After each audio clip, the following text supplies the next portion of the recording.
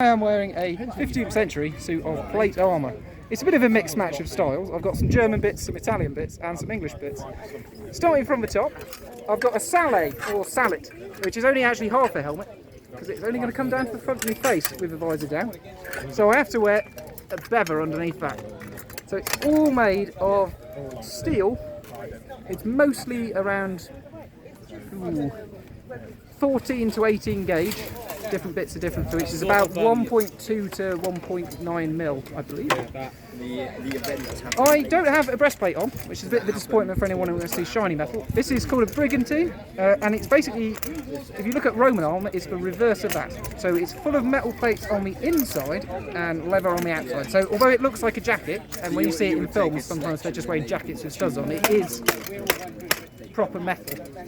I've got spolders, which are nice small shoulders for people fighting on foot, and the Bessages are very important because when I lift my arm, they cover the gap.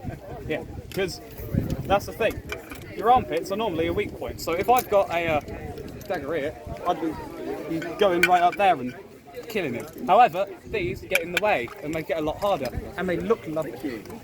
Going down, I have my, we would probably say, upper and lower van brace, and a cooter, or you can just call them arms if you're not pretentious. That go from about midway up my arm all the way down to my wrist, where I swap to my gauntlets, which are lovely and a mixture of scale fingers and mitten plates, and designed for punching people. General unpleasantness. And then I have to wear a male skirt because there are limits to where you can put metal, and it's quite difficult to move your legs if you've got fully enclosed groins. So we have nice chainmail, which each one is individually riveted, so it takes years, and it's sewn onto fabric lining, and that's on a belt around my waist. Below that I've got my cuisse, polyons and greaves, or legs if you're not pretentious. I should have sabatons on, but I don't because I find them very uncomfortable. Altogether, last time I checked, this weighed in with weapons at somewhere around 5 stone.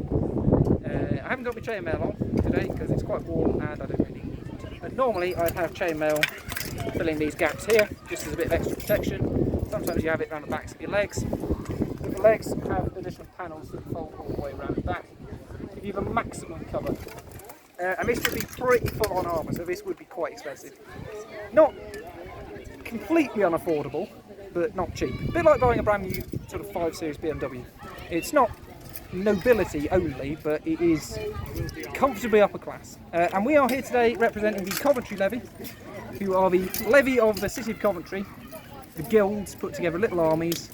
I'm representing a very wealthy merchant, mostly because I like wearing very expensive armour. More typically, they'd probably be dressed like Squire Tom here, who has a tiny bit of metal here, which protects his stomach, but not his important bits. He's got some gauntlets, which he probably wouldn't have, but we have for safety reasons. And he's got something called a kettle helmet, which protects his head. Very good against arrows, these. And a lot of this carries on, so if you look at British helmets in World War I and World War II, they are basically that. And if you look at German helmets in World War I and World War II, and imagine this without a visor, they are basically this. So armour carries on right the way through into the modern world.